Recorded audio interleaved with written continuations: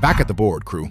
Yesterday, this desk laid out a puzzle. The odds of the Federal Reserve raising rates this Wednesday had nearly tripled in a week, even though inflation had just fallen and hiring had just softened. I told you the thing driving it was an oil shock the Fed cannot reach with interest rates. Well, since then, the oil shock has done something inconvenient for that whole argument, friends. It went away. Here is the timeline, and it is only 12 days long. On July 15th, market-implied odds of a rate increase at this week's meeting sat at 10.7%. Basically, nobody expected it. By July 22nd, 34.7%. By July 23rd, 38%. And as of this morning, back down to around 32%. Look at that shape, friends.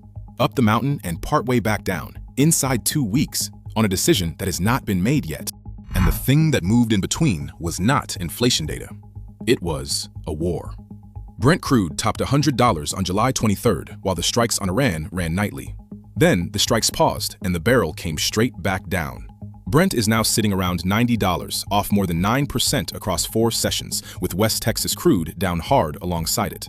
That is a round trip, friends. The spike that scared everybody into pricing a rate hike has substantially unwound before the committee even sits down.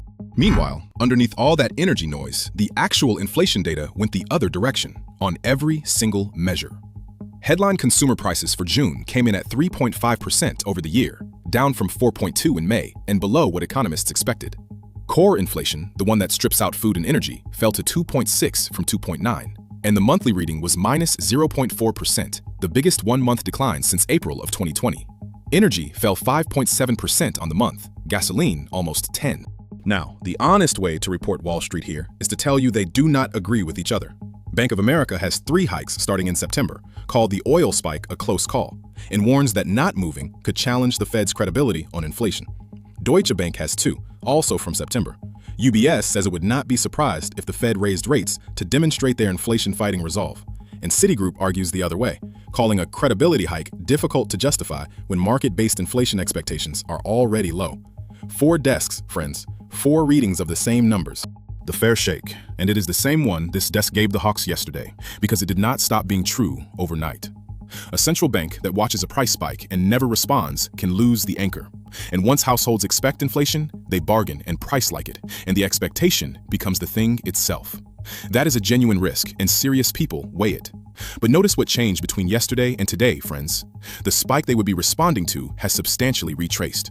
You can argue for acting on principle. It is harder to argue for acting on a number that has already come back down. And here's a detail I love, because it explains why the commentary sounds so confident and so stale at the same time. The Federal Reserve's pre-meeting blackout period began on July 18th. That means no Fed official has said anything publicly since before Brent went over 100 and came back down again. Every Fed quote you have read this week, friends, every hawkish line being passed around as evidence of what they will do Wednesday, predates the entire oil round trip.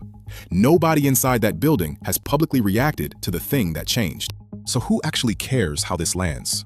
Anyone carrying a balance. American households are holding about $1.34 trillion in revolving credit, which is the formal way of saying credit card debt. A rate decision does not reach that money next year, friends. It reaches it next statement. The target range has sat at 3.5% to 3.75% since before June 17th, and Wednesday would be the 5th consecutive hold if they leave it there. Consensus expects exactly that. Consensus also expected 10.7% odds 12 days ago. Ledger it before Wednesday then. The hike case was built on an oil spike. The oil spike has substantially unwound. The inflation data underneath it fell on every measure, and nobody at the Fed has spoken publicly since before any of that happened. So when they announce, listen for which picture they are answering, friends. The one from July 23rd or the one in front of them. The spike that built the case is gone. The meeting is Wednesday. See you at the next shift. I'm Marcus, and this is Pixel Politics.